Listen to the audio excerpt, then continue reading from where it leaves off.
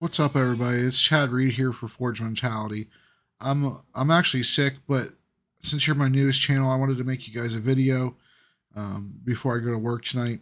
And I didn't have one that was already uploaded and ready to go, so we're gonna go ahead and give you a video now. So, welcome to Forge Mentality. Now, today's subject matter is pretty personal for me. And I'd say all the subjects that I cover have some personal significance to myself, or I probably wouldn't cover them, I imagine. But this one hits more direct to home because it has a bigger impact on how my life has gone. I understand that couples break up, whether you're married or in a long term relationship or whatever. I get that couples break up, whether she cheated, he cheated, you just didn't get along anymore. There was maybe too much fighting, whatever the reason. I understand things happen. Ideally, you would want to work things out, and that's how things worked in the past, but not anymore in this throwaway culture.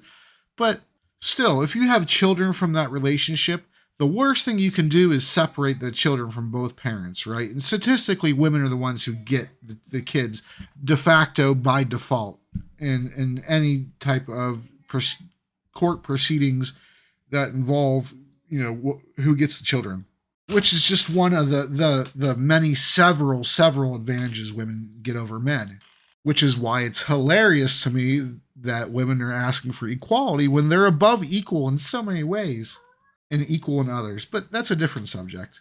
Now, before I get into the meat of the video, I wanted to give you my own personal story because this, like I said, this subject is personal to me directly. Now, I had gotten married. I was rather young, it was like my second year in the Navy. So I was about 22, something like that, maybe 21, when I had gotten married.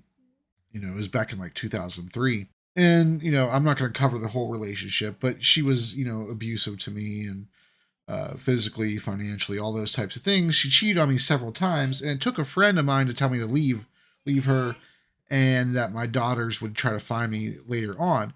And the reason he said that is because women by default try to get the father out of the picture. And it's an ego thing. It's really an ego thing. It's a narcissistic thing because you want all the power. I get it. Even if you wrong the guy, you still want to come out ahead. That's the truth of why you do that.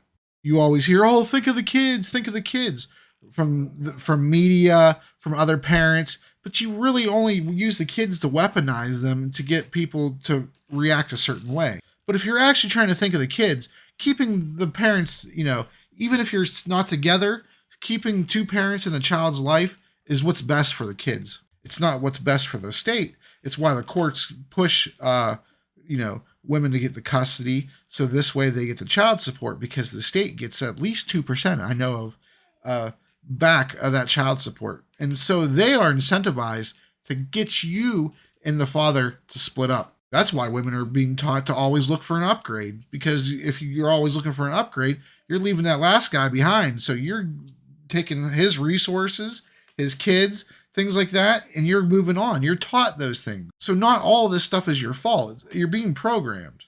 But if you're kicking the father out of those kids' lives and those kids' lives suffer dramatically due to that and you don't care, it's just because you want to stick it to the father, I want you to understand that you are guilty of neglect. You're neglecting your child.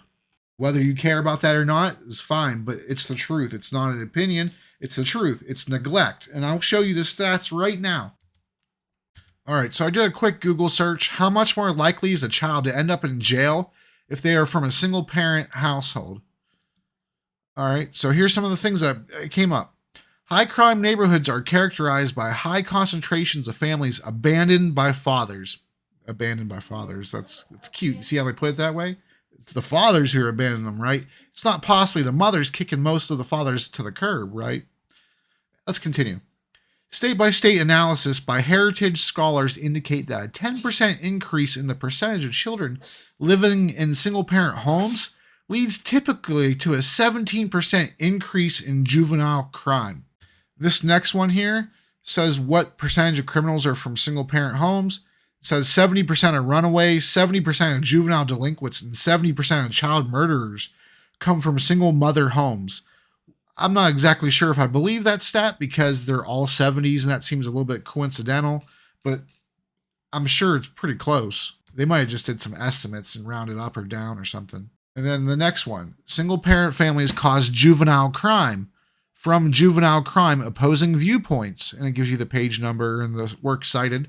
Children from single parent families are more likely to have behavioral problems because they tend to lack economic security and adequate time with parents. And then this one, what percentage of inmates grew up without a father? Moreover, students attending schools with a high proportion of children of single parents are also at risk. A study of 13,986 women in prison showed that more than half grew up without their father. 42% grew up in a single mother household, and 16% live with neither parent. All right, here we go. Top 10 reasons for crime. Poverty, of course, peer pressure, drugs, yeah, politics. Seems a little out of place, but okay. Religion, yeah, traditionally in the past, but I guess, yeah, still, there, in other countries. Family conditions, yeah, that's what I'm talking about right now. Society, we're also talking about that. Unemployment, yeah. So that goes with poverty. So those are all relatively the same issues. A few outliers in there, but a lot of these are all increased because of single mother households. What are the effects of single parenting on a child? Single parent children can feel frightened, stressed, and frustrated by the difference between their lives and their friends. Children of single parents are more prone to various psychiatric illnesses, ladies, that's mostly you, by a wide margin, alcohol abuse, and suicide attempts than children from homes with two parents. And these two right here, the alcohol abuse and suicide attempts, are more on the men's side. So boys being raised without their fathers. So we have girls being raised without their father's issue and boys being raised without father issue. But women, you don't have to raise children on your own. You don't have to. You still have the father. If the father wants to be in the child's life, why would you persuade that from not happening? Why would, with you having all the power, because we're equal, right? But you have all the power, so you control the situation. Knowing that you're disadvantaging your child by not having the father, why would you ever want to do that? And if you do, why would you ever consider yourself a good parent? All right, but let's switch the subject a little bit as I switch the background to Hocking Hills here in Ohio, close to me. I love this place. But more and more men are being ushered out of their children's relationship with their children. Each generation, it's getting worse and worse. And as a result, it's no wonder that masculinity is going down. Testosterone levels are going down. It's because there's no father in their life. So what you're left with is a bunch of boys who are being taught by women. And women are mostly feminine, right? So you're just going to have a bunch of little boys who need to learn how to be masculine, learning how to be feminine. And that's why you keep getting the next generation increasingly with more and more feminine men. In addition, fathers traditionally would vet their daughter's boyfriend. And, after talking to the guy for a while, they would, give their approval or not. And, most of the time the daughter would listen. As time went on, over the years, the daughter would rebel and things like that. But still, though, majority of the time, if the daughter had listened, she would be able to find a good guy real quick. And you could do that on your own still to this day, find a guy real quick, but that's a different video. And the reason I keep saying that's a different video for a lot of these things is so I could go back and remind myself to actually make a video on these things. So, but let's continue. So if you only have men being raised by women, then you're getting all these feminine men.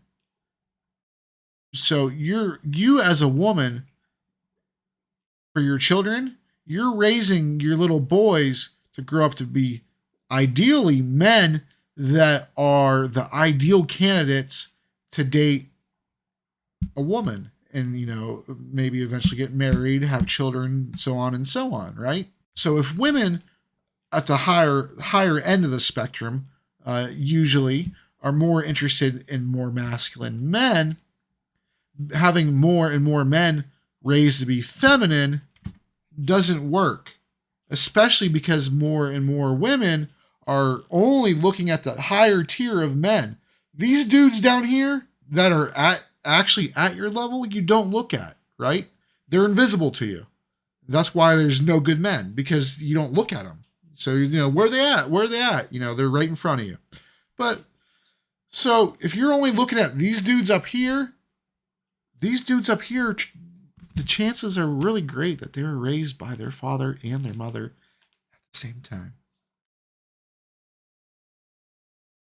And so, ladies, if you're going to be kicking all these men out of your lives, separating them from the fathers, then you're going to have to teach your sons how to be masculine and actually teach them these things, because there's nobody left to do it. So you need to raise your boys and teach them actually what a woman wants and how to be, and not the things that you say you want, but the things that you actually want. You see what I'm saying? So having that void is pretty big. Now I'm going to give you my story, briefly on what I went through. Okay. So my daughters, Madison and Michelle, they're my two oldest daughters. Of course I have Callie here, but Madison's 17, Michelle is 16, and Michelle has autism. I haven't seen or spoke to Michelle since she was 2. She had just turned 2. And it was when I went back to visit after I moved out. I lived in Minneapolis, and after a few months, I went back to visit. I haven't talked to Michelle over the phone at all. Her mother made sure I didn't. And she told me she wants Michelle to forget completely who I am.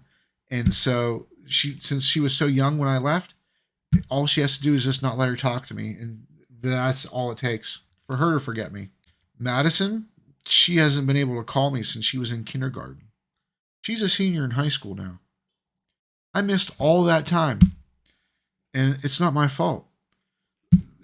Teresa she would buy burner phones and call to get, money or, toys or whatever it was, clothing. I bought, tons of shoes and things like that. And then she would get rid of the burner phone. She would sell it or something like that. Well, it's been about 8-9 years now since I got to even speak to him. And I actually used to, write little snippets of paper, little messages, how I loved them and, how I miss them and I think about them all the time. And just little, Merry Christmas, holiday stuff, all the, pretty much every day I would write a little message and put it into, a shoebox. I actually decorated these shoe boxes with construction paper and things like that, and wrote each daughter's name on them, and different colored construction paper. And I did them all nice and things. And I would put these little messages in the shoe boxes every day. And, I was hoping that one day that they'd get to see them. I didn't realize that, 10 years after I, stopped doing that I wouldn't, I never would have been able to give them the shoe boxes anyway. And I carry these shoe boxes with me everywhere. They've been on cross country on the Greyhound bus with me, airplane storage. These things have been with me for a while, right? And I got more and more and more shoe boxes full of these little snippets of paper. Well, there was a flood that happened, and the foundation of our basement was cracked, and water came in and washed out those shoe boxes, and those snippets of paper were everything was destroyed. And I don't consider it a waste of time. Not really, because it let me get my messages out there, even though nobody got to see them. It kind of helped me to cope with the issue. But the thing is, I shouldn't have had to cope with it, right? I left Teresa because she cheated and because she was abusive. I never ever hit her anything. I was hardly home, really. I was in the Navy. I was out to sea. I was making money. I was supporting a family. I was doing what I thought you're supposed to do as a man. And all I got in return for that is heartache. And I got to have two daughters that I don't get to see. I got to get married to a woman who didn't love me. I only wanted to get married one time in my life. Now I don't think I even want to get married ever again. And then let's talk about finances. Before, hey, I was doing pretty good for myself, right? I was getting places, I was looking good. I still have a full head of hair. And that was back then because most dudes start going bald real young. So I was like 25, 26, like, man, I still got my hair. I'm good to go.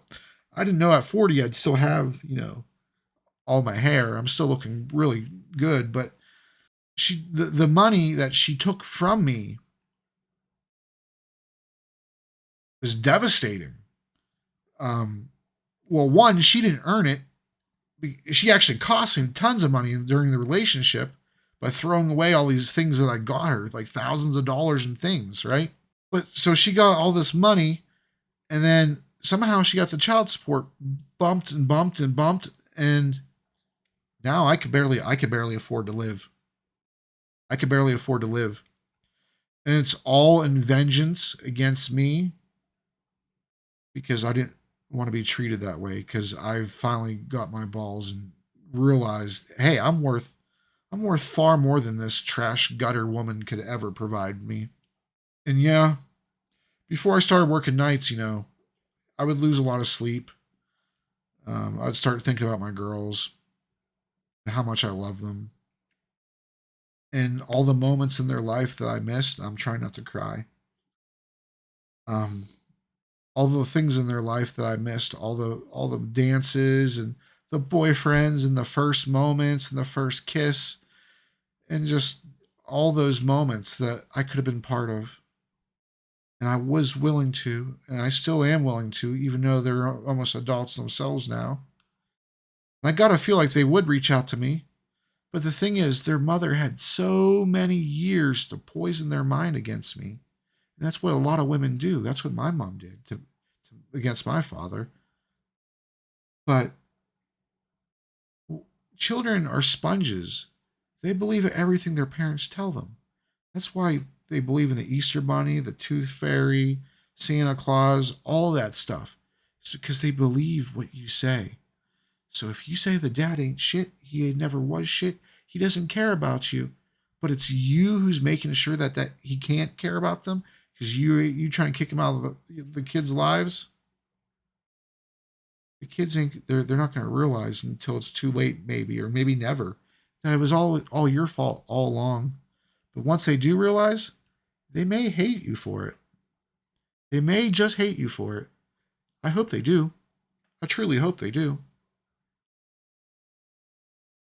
So hopefully, if you're in a situation where maybe you just got divorced or you just separated and you have kids, why don't you think about that a bit? With all the stats I provided and everything, just think about it for a bit. That man might have did you dirty. He might have did you filthy. You might have did him dirty or filthy.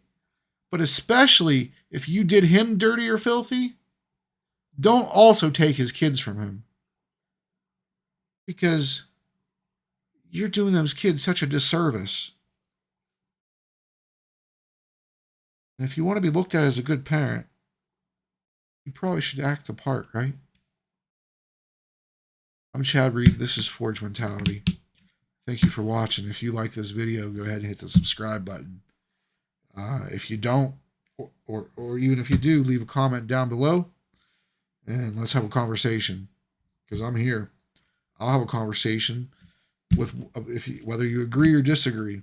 I prefer you disagree. I'll take 10 people who disagree with me and I'll debate 10 on 1. I really don't care. I'm good with it. So thanks for watching. I appreciate you all. I'm going to go get some sleep before work, try to get rid of this nonsense, and we'll be making more videos for you all in the future. I've been getting messages and things that I've been helping some of you, and it means a lot to me. It does, because some of the subject matter, I understand it fully, but it's hard to convey to somebody else without sounding like you're trying to belittle them. Because I'm not really trying to belittle anybody with these videos. Not really. I'm just trying to maybe get people to understand what's going on. Maybe possibly understand, hey, this might be a bad habit that I have or behavior. I might need to change it. Because not everybody's perfect. I'm definitely not perfect. I give you my vulnerabilities out on this channel. It's hard to do. And making this channel is hard for me because it's kind of uncomfortable situation, right? But whenever you tell me that I'm helping you, it's encouraging me to keep going. And so I appreciate you all. And I love you all. Have a great day. I'll see you later or down in the comment section. Take care of yourselves.